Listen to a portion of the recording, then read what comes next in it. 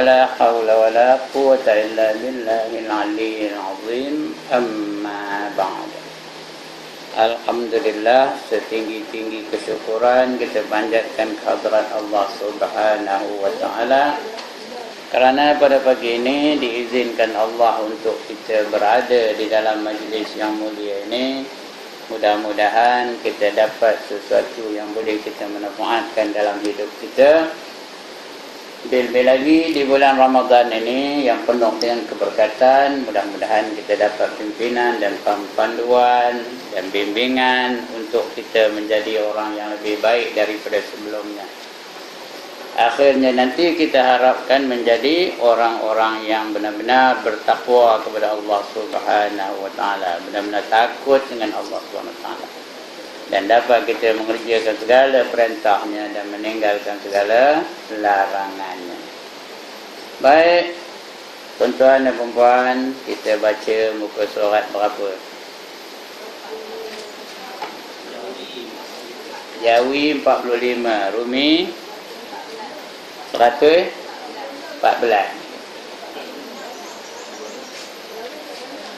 Jawi 46, bukan 45.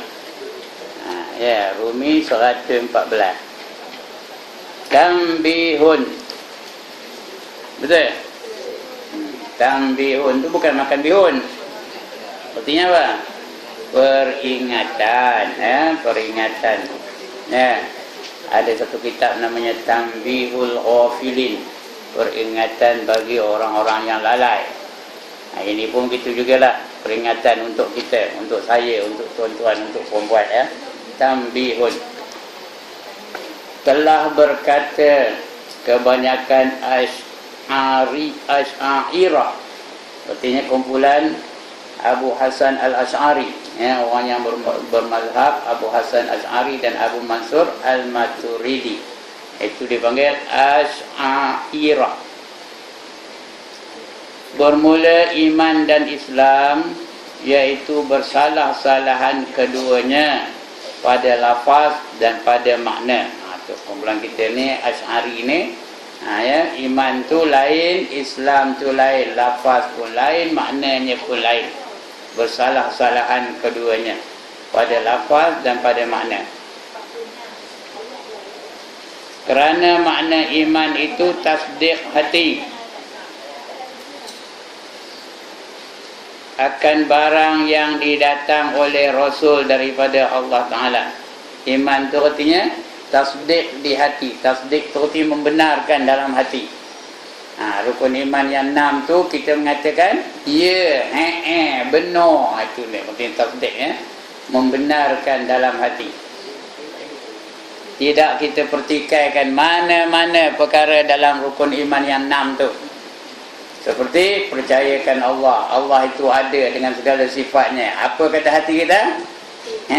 Ya, betul. Itu artinya tasdik, ya, membenarkan dengan hati.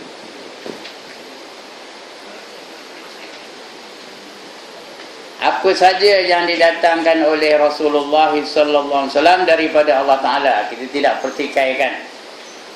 Itu namanya iman. Dan makna Islam iaitu menjunjung segala anggota, sama ada anggota yang zahir atau anggota yang batin, iaitu hati akan yang batin tu hati akan barang yang didatangkan oleh Rasul daripada Allah Ta'ala. Islam tu artinya membuat apa yang disuruh kepada kita buat dan meninggalkan apa yang dilarang kepada kita untuk melakukannya. Itu arti Islam. Ya? Contohnya, kamu betul ke percayakan Allah? Apa jawab? Betul. Ya, enggak. Lagi apa?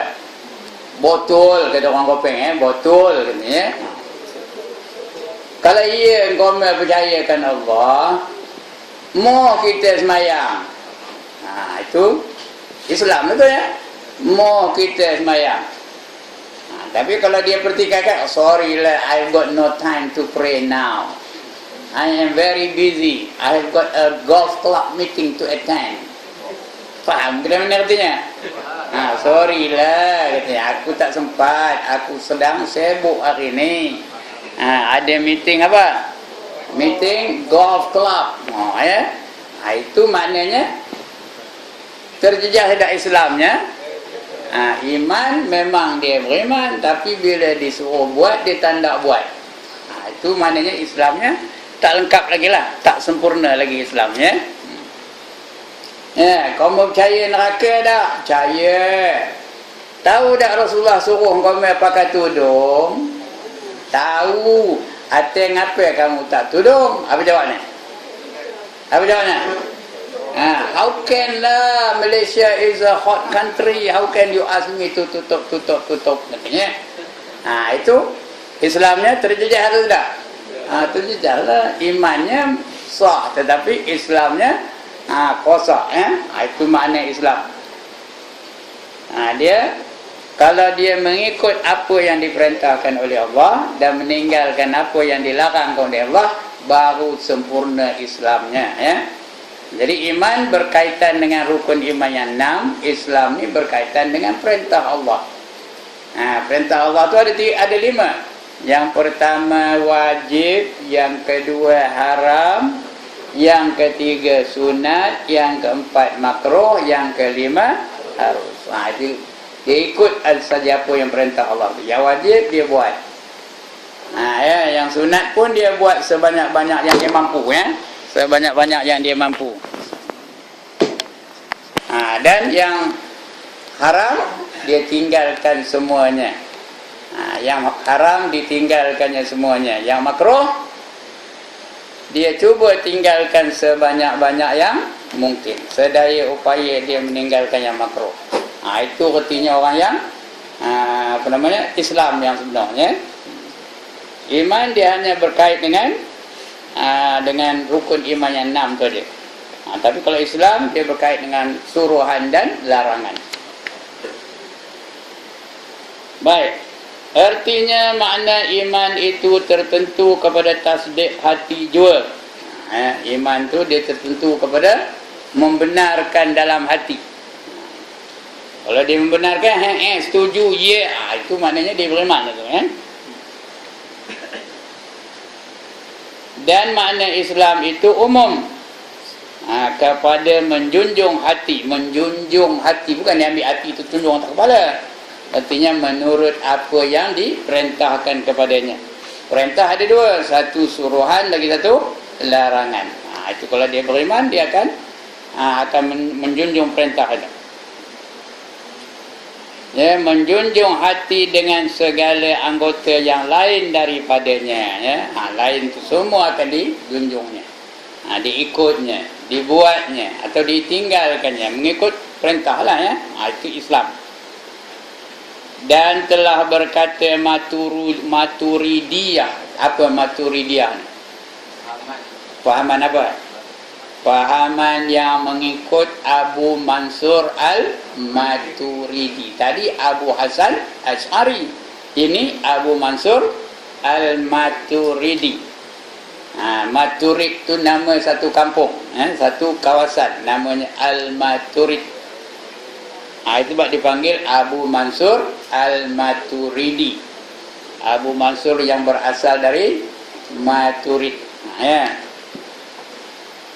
Serupa saya jugalah. Saya Ustaz Ibrahim Al-Kampari. Itulah. Ini Al-Maturid. Ustaz Azhan Al-Kotarajai. Contoh saja lah. Al-Kotarajai. Ini pun begitu juga, Maturidiyah. Dan telah berkata Maturidiyah dan segala yang muhaqqiqun. Apa muhaqqiqun? Orang yang berada di dalam kebenaran. Itu namanya muhaqqiqun. Dia hak, yang benar, yang betul. Tak ada salah. Itu namanya muhaqqiqun. Daripada Asy'ariyah. Dia itu daripada kumpulan Abu Hasan Al-Asy'ari. Apa kata mereka? Bermula iman dan Islam itu iaitu bersatu keduanya pada makna.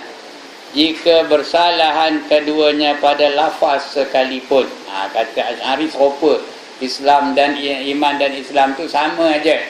Walaupun pada lafaznya berlainan tapi maknanya sama aja, kata di Asy'ari ya. Ya. Kerana makna keduanya itu ibarat daripada tasdik hati serta menjunjung segala anggota yang lain daripadanya. Kata Asy'ari, kalau kamu betul beriman, kamu buatlah. Kalau betul beriman, kamu ikutlah apa yang sebenarnya. Itu kata Asy'ari. Serupa je lah.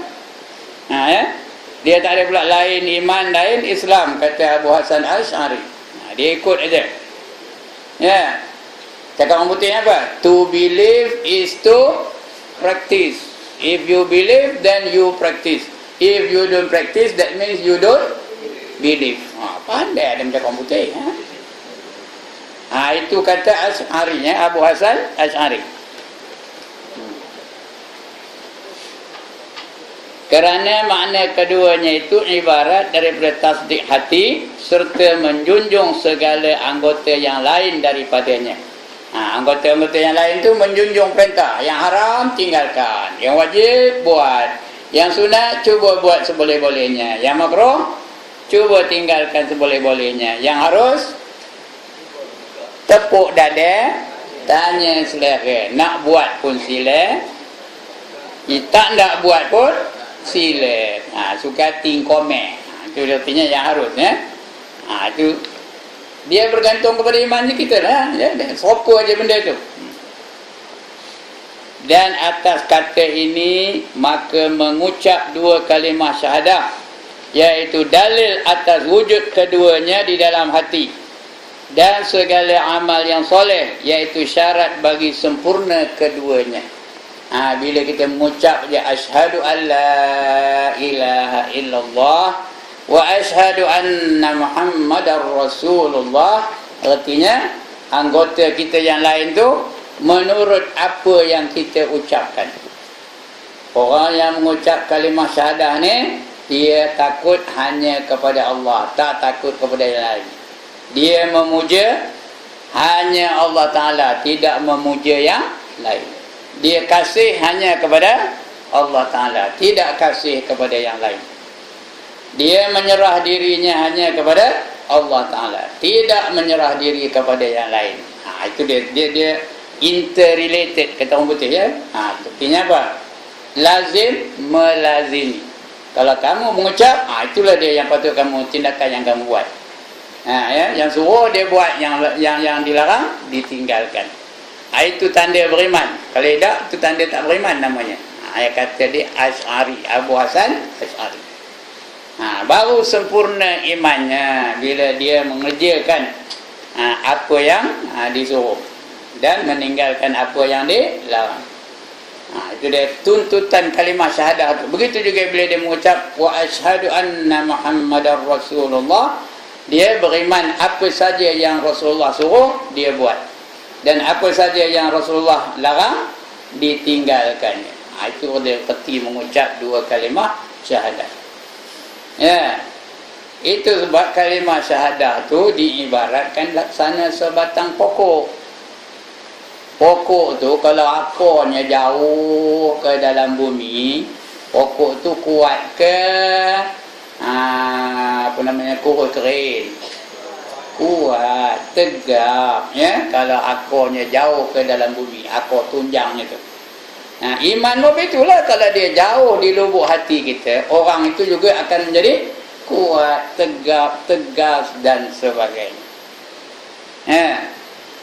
Itu sebab diapakan di dalam Al-Quranul Karim diibaratkan orang yang beriman tu seperti sebatang pokok. Sebab iman itu dipanggil kalimah thayyibah. Dalam ayat Quran Allah sebut alam tara kaifa daraballahu masalan kalimatan thayyibatan kasyajaratin thayyibah asluha sabitun wa far'uha fis sama' tu'ti ukulaha kulla hinin biizni rabbiha wa yadribullahu al-amsala lin-nas la'allahum yatazakkarun. Surah apa? Surah apa? Dah 2 kali nanya dah. Surah apa? Tengok ni, surah apa? Tak kenal nama lagi? Ya, tak kenal sajalah. Apakah kamu tidak memerhatikan bagaimana Allah bandingkan kalimah thayyibah laksana sebatang pokok yang akar tunjangnya jauh ke dalam bumi. Dia mengeluarkan buah-buahan dengan izin Tuhannya, dan Allah bandingkan dan tak betul. Akar tunjangnya jauh ke dalam bumi dan pucuknya melunjak ke langit, sampai ke langit sampai menuju ke langit lah, bukan dia sampai ke langit. Ia mengeluarkan buah-buahan dengan izin Tuhannya, dan Allah jadikan misalan dan bandingan seperti ini untuk manusia agar mereka dapat peringatan. Di sini Allah bandingkan kalimah thayyibah itu laksana sebatang pokok. Mengapa sebatang pokok? Mengapa tidak dibandingkan dengan langit, dibandingkan dengan bumi, dibandingkan dengan bukit? Itu lagi hebat dibandingkan dengan gajah lagi besar. Ini dibandingkan dengan pokok. Kita kena kaji. Kena kaji sifat-sifat, ciri-ciri, karakteristik sebatang pokok. Pokok tu kalau akarnya jauh ke dalam bumi, pokok tu akan menjadi kuat, akan menjadi tegak, akan menjadi rendang, akan menjadi subur, akan cantik pokok tu. Tahan diuji. Datang angin pun bertiup angin kuat pun pokok tu tidak akan tumbang. Tidak akan cabut-cabut. Mengapa tak cabut? Kerana akarnya jauh dari dalam bumi. Dan tahan diuji pokok tu. Kerana apa? Bila dah habis angin tu, pokok tu akan bertambah cantik. Kerana bila ditiup angin, segala daun-daun yang kering, ranting-ranting yang reput, semuanya akan keluar, akan terpelanting. Yang tinggal daun yang hijau, ranting-ranting yang masih hidup lagi, yang tegak, yang kuat dan sebagainya. Itu saja yang tinggal. Yang lain semua dah habis. Jadi pokok tu bertambah cantik ke ataupun tambah buruk? Tambah cantik lah lepas diuji. Manusia pun begitu juga. Bila diuji, dia nanti bertambah kuat, bertambah cantik, bertambah hebat, bertambah kuat perjuangannya. Kalau imannya jauh dari dalam lubuk hatinya. Tapi kalau imannya hanya di permukaan hatinya, macam pokok tadilah. Kalau akarnya hanya di permukaan bumi, macam tuan-tuan? Nanti angin kuat ke? Apa ke? Sepoi-sepoi bahasa je, udah tumbang. Manusia apa itulah. Kalau imannya jauh dari dalam hati, dia tahan diuji. Lantaklah kau kata apa pun, dia tetap mempertahankan imannya. Lantaklah kau mengancam pun, dia tetap mempertahankan imannya. Lantaklah kau nak rasuah, dia tetap mempertahankan imannya. Tapi kalau dia tidak jauh dari dalam hati, hanya di permukaan hati dia aja, atau hanya di kepala aja, tak ada di otak je tapi tak sampai ke hati, macam lebur, dapat kain batik selai, lebur. Udah ada menyolang hati kemek tu apa lagi. Sini pun itu juga, dapat kain pelekat selai, dah lebur. Ada tak berlaku apa itu dalam masyarakat kita? Mengapa? Kerana imannya hanya di permukaan hatinya saja, atau hanya di kepala aja, di otak, tak sampai ke hati. Tapi kalau dia betul-betul dari hati, seperti iman Rasulullah sallallahu alaihi wasallam. Tengok apa yang tak diterima oleh Rasulullah. Penghinaan, caci maki, pemulawan, dihina, diancam, disiksa. Sahabat-sahabat pun begitu juga. Bilal bin Rabah disiksa, dia suruh tukar agama. Tapi jawabnya ahadun. Apa tu ahadun? Yang esa itu Bilal bin Rabah. Ada tak orang cuba rasuah Nabi? Ada ke tak ada? Kamu ndak apa Muhammad? Janji kamu tinggalkan perjuangan kamu, jangan kamu teruskan penyebaran agama baru ini. Kalau kamu berhenti, kami akan bagi apa saja kamu ndak kaya, kata dia. Kami akan longgokkan apa? Mahlah apa-apalah ya, mah-mah lah, gelang lah, rantai lah. Kami akan longgokkan setinggi bukit Uhud ni katanya. Nak kata nak emas setinggi bukit Uhud. Susah buat lah. So tak ada apa ya. Dapat cincin bentuk penggatal di kepala ni. Ngapa gatal kepala tu? Nak nunjuk pada orang ada cincin. Ya. Diam Nabi tak jawab. Oh, tak cukup ya. Tak cukup, tak nak kaya ya. Kamu nak pangkat katanya. Tak apa, kami akan bagi kamu Rais Darun Nadwah. Rais apa? Pengerusi Darun Nadwah. Darun Nadwah tu apa? Parlimen. Ya, Parlimen Mekah pada ketika itu namanya Darun Nadwah. Kamu kami lantik jadi pengerusi Darun Nadwah. Janji kamu berhenti daripada usaha kamu menyebarkan agama baru kamu ni. Ya. Siapa jadi kalau pengerusi Darun Nadwah tu artinya apa? Perdana Menteri lah, Perdana Menteri Mekah pada ketika itu kalau jadi pengerusi ya. Siapa tak nak jadi Perdana Menteri angkat tangan? Mana tak nak? Jadi jawatan kuasa surau pun bertumbuk tahan, ini pun jadi pengerusi, jadi Perdana Menteri. Ada tak orang bertumbuk sebab jawatan kuasa surau? Ada ya. Ada satu berlaku tu dalam masjid ditumbuknya, pong katanya ya. Ditumbuknya, terduduk orang tu ditumbuknya. Ya. Semua orang tengok tu. Masuk yang cakap dia tengok lagi. Tong tu, tumbuknya. Ya. Dalam masjid tu. Ya. Dah tua pula tu. Jalan mengegih, tapi numbuk lagi. Diam, Nabi tak jawab. Oh, tak cukup yang tu. Kena apa lagi? Tanya dia Muhammad. Oh, kamu tak perempuan dia? Wah, ya. Ini lagi teruk ngelaknya. Kami akan bagi kamu berapa kamu nak? 1, 2, 3, 5, 10 boleh kami bagi. Kabur je asalkan kamu berhenti gitu. Ini tawaran lagi hebat ya.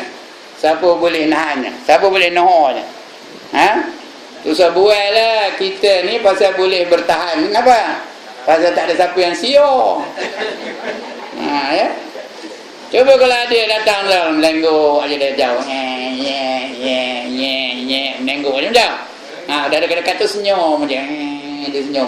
Udah dekat Abang Ibrahim. Macam. Macam tuan-tuan dan puan. Pelantin kepiah tu. Ya. Ini bolehlah cakap sebab tak ada siapa yang siok. Ya. Dan berapa itu jugalah. Dekat-dekat Abang Din. Kita tahu mana Din? Itu yang piah merah tu. Ya. Pelantin piah merah tu. Apa kata Nabi? Kalau matahari kamu persembahkan di sebelah kanan aku dan bulan kamu persembahkan dari sebelah kiri aku tetap akan meneruskan perjuangan aku ini sehingga aku menang atau sehingga aku mati. Itu iman Rasulullah sallallahu alaihi wasallam. Berbagai-bagai ujian dihadapi oleh baginda. Sehingga baginda berhijrah ke Madinah, barulah dapat mengembangkan agama Islam ini dengan sempurna, dengan tegas dan laju dan sebagainya ya. Itu dia ya. Sebab itu siapa yang mengucap 2 kalimah syahadah, dia kena apa? Kena mengaku tiada Tuhan yang lain dia nak sembah selainkan Allah. Tiada sesiapa yang dia nak takut, hanya Allah Ta'ala. Tiada siapa yang dia nak kasih, hanya kepada Allah Ta'ala. Tidak ada siapa dia nak menyerahkan diri dia, hanya kepada Allah Ta'ala. Itu dah sebut La ilaha illallah. Itu syarat imannya jauh dari lubuk hati dia. Ya. Kalau tak ada, macam orang tahlil kenuri lah. Ada ke pernah hadir orang tahlil kenuri? Nyebut juga La ilaha illallah, La ilaha illallah, La ilaha illallah, La ilaha illallah. Kuat tu La ilaha illallah, terangkat punggung tu. La ilaha illallah, nasi ke pulut. La ilaha illallah, La ilaha illallah, La ilaha illallah, pulut putih ke pulut kuning. La ilaha illallah, La ilaha illallah, La ilaha illallah. Jangan-jangan waktu canai je kot. La ilaha illallah, La ilaha illallah, La ilaha illallah. Roti canai boleh tahan sikit, jangan biskut mayat aja kot. La ilaha illallah. Itulah dia ya. Dapat apa? Dapat apa? Dapat biskut mayat ajalah. Ya. Okey. Itu pendapat dua ulama tauhid ni tadi ya. Satu Asy'ari, lagi satu Al-Maturidi ya. Dan atas kata ini maka mengucap dua kalimah syahadah, iaitu dalil atas wujud keduanya. Apa keduanya? Allah dan Rasul ya. Dia dalam hati dan segala amal yang soleh, iaitu syarat bagi seumpama keduanya. Orang yang mengucap tu mesti menjadikan Rasul tu sebagai contoh, sebagai suri tauladan, menjadikan Allah tu sebagai Tuhan mereka ya. Dan dikata pula dikata pula atas ini qaul. Qaul ni apa? Kumpulan ya. Ini apa namanya? Yang berpendapat ya. Yang kumpulan yang berpendapat sesuatu. Itu namanya qaul. Bermula tiap-tiap mukmin iaitu muslim, dan tiap-tiap muslim adalah mukmin. Kata qaul ini, orang yang mengaku Islam dialah orang yang beriman. Orang yang beriman dia mesti Islam. Dia tak ada pisah antara mukmin dan muslim. Ini qaul qaul satu tadi ya, Maturidi tadi ya. Bermula dalil yang menunjukkan atas ini qaul, iaitu firman Allah Taala, "Faman yuridillahu an yahdiyahu yashrah sadrah lil Islam." Sekali lagi, "Faman yuridillahu an yahdiyahu yashrah sadrahu lil Islam." Surah Al-An'am ya, ayat 125. Artinya apa? Maka sesiapa, faman barang siapa, yuridillah yang dikehendaki oleh Allah ya, faman yuridillah an yahdiyahu, nak diberi hadiah pula dah, hidayah oleh Allah. Siapa Tuhan nak bagi hidayah ataupun petunjuk, yashrah sadrahu lil Islam, nescaya ia melapangkan dadanya, iaitu membukakan hatinya untuk menerima Islam ya. Itu orang yang dilapangkan dadanya untuk menerima Islam. Dan dah dapat dia Islam tu, dia pegang sungguh-sungguh Islam itu ya. Kadang-kadang kita yang Islam baka ni pun kagum dengan komitmen mereka-mereka yang baru memeluk Islam ya. Di antaranya semalam saya pergi ke seorang sahabat, maknya meninggal, dia convert ya. Anaknya pun ada sini, ada lagi, ada pergi anak? Tak ada. Nasir, ada anak sini? Pagi ni tak ada, cuti lagi ya. Begitulah dia punya komitmen ya, tentang surau dia tu. Dia mentadbir surau dia tu, surau Nur Ramadan namanya. Ada pun nak dengar nama surau Nur Ramadan? Ya. Dia betul-betul menghidupkan surau itu kerana dia lah ya. Begitu punya hebat.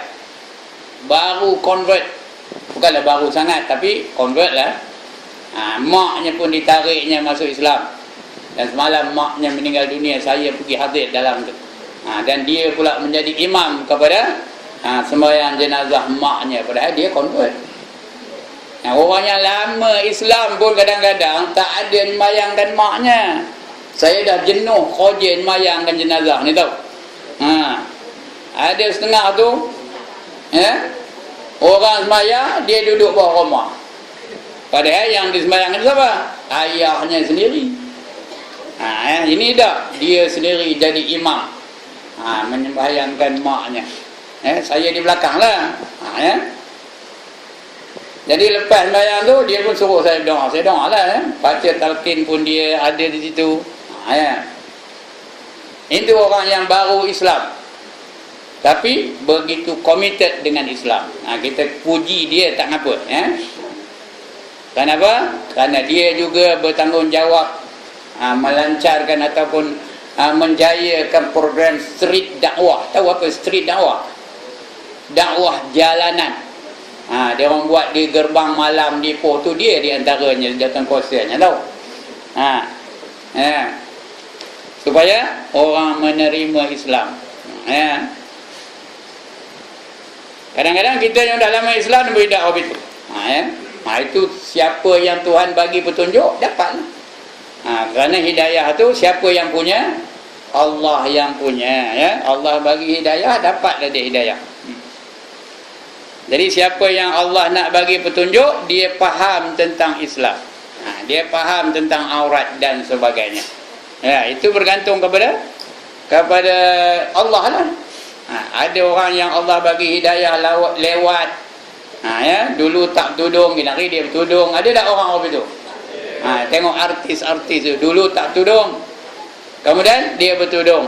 Dia antara yang kita puji ialah Datuk Sharifah Aini. Kenal ke ni? Siapa tak kenal kat tangan? Saya tengok dalam apa ucapan akhir dia, ya, dalam ceramah interview dengan dengan Profesor Muhayya. Ya, dia interview dengan Profesor Muhayya. Apa kata dia? Saya harap penerbit, ya, pengeluar filem, janganlah siarkan gambar saya yang dulunya tidak menutup aurat. Dia minta merayu sebelum dia mati tu, ya.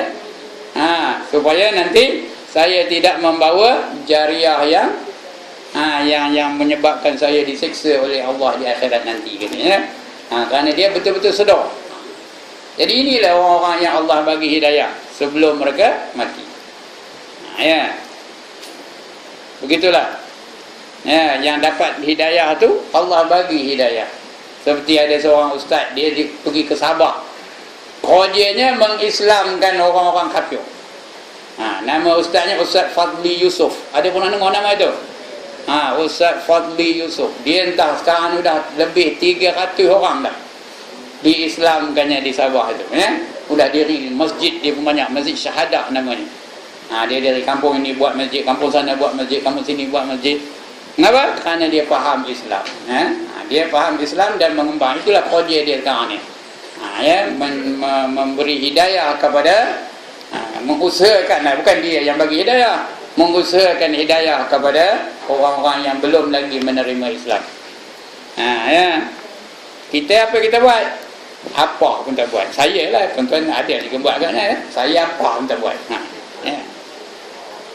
Sekurang-kurangnya doakanlah mereka, ya, supaya mereka berjaya dalam misi mereka. Baik. Itu ayat tadi, ya. Lagi firman Allah Ta'ala, afaman syarahallahu sadrahu lil Islam. Jika demikian, adakah orang yang telah dilapangkan Allah dadanya untuk menerima Islam? Ya, hanya orang-orang tertentu saja yang dilapangkan dadanya untuk menerima Islam. Tengok macam mana Saidina Umar menerima Islam. Umar tu asalnya orang yang apa? Sangat marah kepada Muhammad. Dia tiap malam mengasah pedang. Jangan bunuh Muhammad. Jangan bunuh, katanya. Ini pedangnya yang nak mancung kepala Muhammad. Orang lain yang harus berani, katanya. Aku je yang boleh mancung dia. Tapi bila sampai hidayah dari Allah, terus melutut mengucap 2 kalimah syahadah di hadapan Nabi Muhammad sallallahu alaihi wasallam. Sebab itu hidayah tu milik Allah. Dia bukan dapat dibeli di market. Ada jual. Boleh beli di gerbang malam, ada hidayah. Milik Allah Ta'ala. Kadang-kadang bapa beriman, anak tak beriman. Bapa Rasul, anak pun ada tak yang kafir? Ada. Anak siapa? Anak Nabi Nuh kafir. Tanda jenuh manggil, marilah anakku, naik atas kapal ni. Tak ngapai aku nak berenang ke sana, katanya. Sudahnya tenggelam. Kerana dia tak dapat hidayah dari Allah Ta'ala. Kerana hidayah tu Allah yang memilikinya. Jadi syukurlah kita hari ini Allah dah bagi kita hidayah. Kalau tidak, entahlah. Kalau kita tak dapat hidayah, agaknya apa agama kita sekarang ni? Syamsuddin, apa agama kita agaknya? Apa? Hindu, tahu, mujur lah, keledak namanya bukan Syamsuddin tu. Namanya apa? Namanya Munusami. Yang cakap ni nama apa? Govinda Raju. Agaknya lah ya. Yang belakang tu apa namanya? Lechemi. Atau apa? Parimala Dewi. Ya, mujur lah Tuhan bagi kita hidayah ya. Alhamdulillah. Iaitu telah terdahulu keduanya pada awal fasal. Kembali olehmu lihat akan keduanya. Iaitu keduanya padanya bersalahan qaul yang pertama. Maka iaitu terkadang didapat akan wujud keduanya. Artinya akan iman dan Islam. Dia sebut keduanya itu iman dan Islam ya. Kadang-kadang wujud keduanya, kadang-kadang salah satu saja. Pada seorang dengan bahawa didapat padanya tasdik hati dan beramal dengan anggotanya. Itu baru sempurna iman dan Islamnya. Hatinya membenarkan, anggotanya mengamalkannya. Itu sebab kita kembali kepada takrif iman tu. Apa takrif iman? Tasdiqum bil qalb lagi, wa iqrarum bil lisan lagi, wa amalum bil arkan, bil jawarih atau arkan. Ya. Itu takrif iman tu. Sekali lagi. Tasdiqum bil qalb lagi, wa iqrarum bil lisan lagi, wa amalum bil arkan, ya, iaitu membenarkan dengan hatinya dan mengucapkan dengan lidahnya dan melakukan dengan anggotanya. Itu orang yang beriman ya. Baru apa? Sempurna imannya. Jadi kalau salah satu aja tak jadi. Dia membenarkan dengan hatinya tapi tak hendak mengucap, tak hendak mengerjakan ibadah. Masih lagi dia itu imannya tak sah. Macam iman Abu Talib. Abu Talib itu siapa? Pak saudara Nabi SAW. Ya? Ulama semua mengatakan Abu Talib itu matinya sebagai seorang kafir. Kerana apa? Dia tak hendak mengucap dua kalimah syahadah. Lebih-lebih lagi dia tidak melakukan yang disuruh oleh Allah Ta'ala. Tak semayang, tak puasa dan sebagainya. Ya. Sedangkan dia orang yang sangat membenarkan perjuangan Rasulullah SAW. Dia percaya apa saja yang diajar oleh Rasulullah. Cuma bila suruh mengucap tak nak. Ya. Sebab itu dia digolongkan ke dalam golongan orang yang masih tidak diterima imannya. Yang kedua, dia membenarkan dalam hatinya dan mengucap dua kalimah syahadah tetapi melakukan perkara yang dilarang oleh Allah Ta'ala atau tidak mengerjakan perkara yang disuruh oleh Allah Ta'ala. Mengucap percaya tapi suruh semayang tak ada. Mengucap percaya tapi suruh bertudung tak ada bertudung, ngelembur ngejar rambut sana kemari. Ya. Mengucap percaya tapi maksiat buat juga. Ya, ngumpat juga anu. Ya. Percaya, mengucap tapi nari juga. That's the way I like it. Katanya ya. Orang apa itu dipanggil orang apa? Orang yang fasik, orang yang asi, orang yang fajir. Ya, berdosa dengan Allah Ta'ala. Imannya sah kerana dia percaya betul-betul, cuma dia tak nak melakukan dengan anggotanya, maka dia dikira orang yang derhaka kepada Allah Ta'ala. Kalau mati dalam keadaan derhaka, masuk neraka dulu, dah habis dosanya baru dia keluar ke dalam neraka dan dapat masuk ke dalam syurga kerana imannya sudah sah. Ya. Atau tak ngapel lah ya. Iya ke, orang belakang sana tak ngapel lalahnya masuk syurga juga. Iya ke? Iya. Siapa nak kata? Ya. Baik, itu yang kedua. Yang ketiga, dia mengucap dua kalimah syahadah. Dia melakukan dengan anggotanya, tetapi dalam hatinya tak percaya. Orang itu namanya orang apa? Kali lagi, dia mengucap kalimah syahadah, Dia juga melakukan apa yang disuruh, meninggalkan apa yang dilarang. Tapi dalam hatinya ada aspek-aspek dalam Islam, dalam iman yang dia tak percaya. Orang itu namanya orang apa? Munafik. Munafik ni apa artinya? Ya. Definisi munafik apa? Yuzhirul Islam wa yubtinul kufra. Apa artinya? Yuzhirul Islam, menzahirkan keislamannya, wa yubtinul kufra, apa artinya? Menyembunyikan kekufurannya. Yang Islam tu dizahirkannya, yang kufur tu disembunyikannya. Orang tak tahu kerana itu dalam hati dia. Yang ini kita tak kenal. Kenapa kita tak kenal? Kerana kekufuran tu disembunyinya. Mana kita nak tahu? Kita bukan boleh baca hati orang, bukan kita boleh tengok hati orang. Saya tak boleh tengok hati tuan-tuan dan perempuan. Tuan-tuan dan perempuan juga tak boleh tengok hati saya. Betul ke berimannya? Sebab itu dilarang kita untuk menuduh mana-mana pihak sebagai munafik. Tak boleh. Kalau ada pun kita kata kamu ni ada tanda-tanda munafik dalam diri kamu, itu boleh. Kalau nampak keadaannya kamu ni ada tanda-tanda munafik ni, kata itu tak apa. Tapi yang kata kamu munafik, jangan kerana munafik itu kafir. Orang kafir ni dia tak ada tanda, tak ada zahir, tak ada nampak zahir kita dia kafir ni. Kecuali kalau orang kafir yang menyembah berhala, itu lain lah ya. Ini yang munafik ni dia tak nampakkan kekufurannya. Jadi tak boleh kita tuduh siapa-siapa jadi munafik. Cuma kita boleh kata kamu ni ada tanda-tanda munafik. Itu tak apa ya. Itu.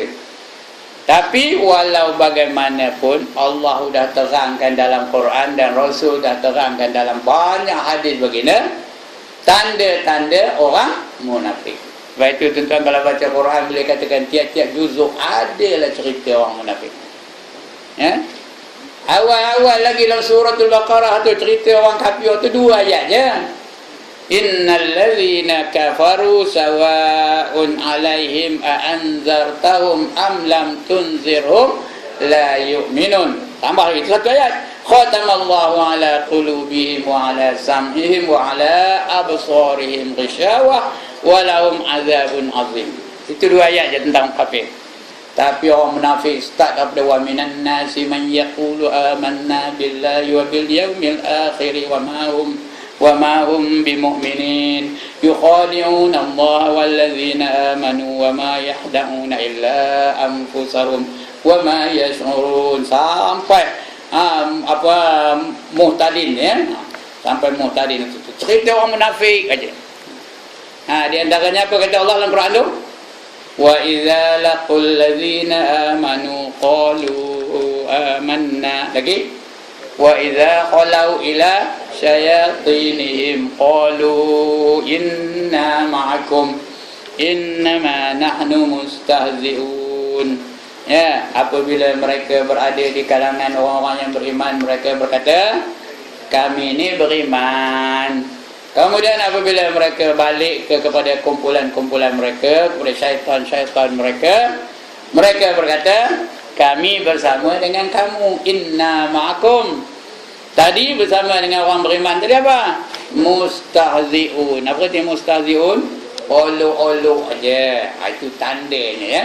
Orang tu, kita hanya boleh kata kamu ni memiliki tanda-tanda kemunafikan. Kita tak boleh tuduh dia tu munafik, dia ada tanda-tanda dia. Bermakna di antara tanda-tanda orang munafik tu, dia boleh ke tengah ke tepi. Tahu ke tengah ke tepi? Semayang pun boleh, lagi?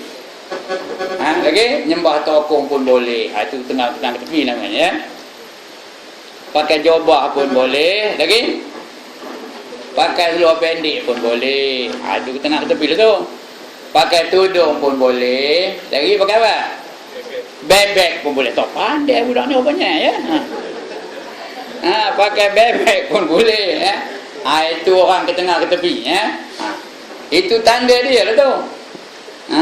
Di dalam majlis tahlil dia tahlil. Bergoyor Dewan ni, la ilaha illallah, la ilaha illallah, bergoyo dewan ni, tahu bergoyo. Bergoncang, ya. Lepas tu dapatnya pentas, mikrofon satu, apa tak?